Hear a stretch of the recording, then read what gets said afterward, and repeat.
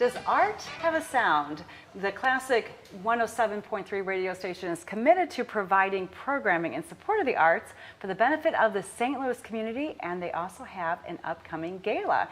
Here to tell us more is General Manager Jim Connett and Producer and Social Media Director Julie Schuster. Welcome, Jim and Julie. So glad you could join us today. Thank you. So Classic 107.3 took over the airwaves several years ago to support of 6 years ago, and it's our birthday today. Oh, it is? Yeah. April 8th. Yes. Yep. Fantastic. Well, So, that's perfect thank you timing. for having us. Yes, on your birthday. That's great news. So 6 years ago, but the idea was conceived, you were saying 9 years ago. Is that 9 right? years ago, yeah.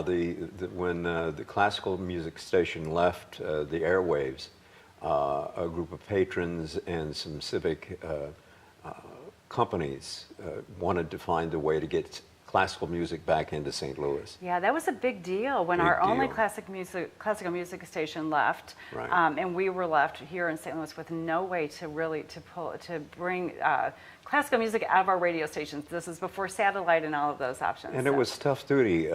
You not only have to go through the FCC filings, you have to find a station that we're able to move into town. Of course, the architecture, the equipment, the people, the programming, and then to find people that would work on the board and help us raise funds to pay for it all. Yeah, so it's a big deal. It's not that easy to start a radio station, as you Well, it learned. is not. 3 years in the making. If I knew at the end what I know now. That's what, yeah. People say that about a lot of things. Yeah, exactly. So, yeah, but you did it. Yeah, we did. Yeah. And Yeah. the programming is bigger and better than before. We not only do classical music, of course, our mainstay, but we have jazz, we have blues, we have Broadway that Julie produces, we have opera, we have a number of different programs for the Hispanic-speaking community, and we have a number of educational programs as well.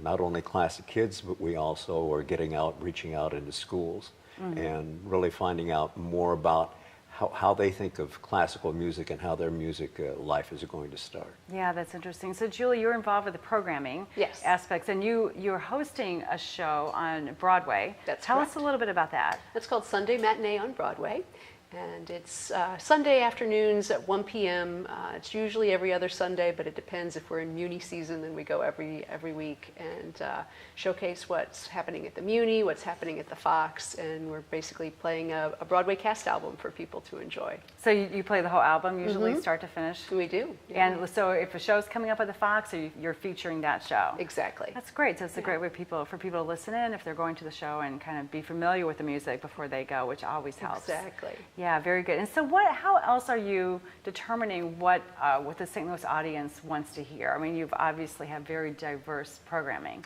Right. Well, we focus on the local aspect of our station and how we are the voice for the arts here in St. Louis. So we like to highlight our other arts organizations, and we provide programming that showcases things happening in our area. For instance, we have Philip Barnes has a program called Required Listening. It's R-E and then Choired, C-H-O-I-R-E-D, which showcases a lot of things that are happening with local vocal groups. We have a new program coming up that we're very excited about that Leonard Slatkin, the conductor laureate of the St. Louis Symphony, will be hosting.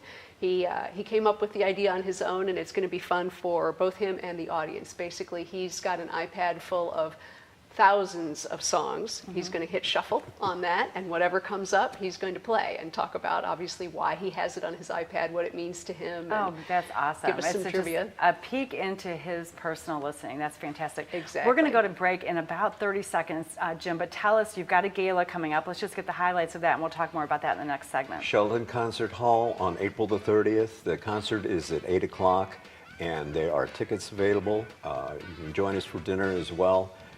And it is as simple as going to rafstl.org or thesheldon.org and find out more about tickets. Perfect. We're going to dive into details in just a few minutes after we take this break, because you've got some great surprises coming up with that gala. So stay with us right here at STL Live. We'll hear more about Classic 107.3 and their big gala after this break.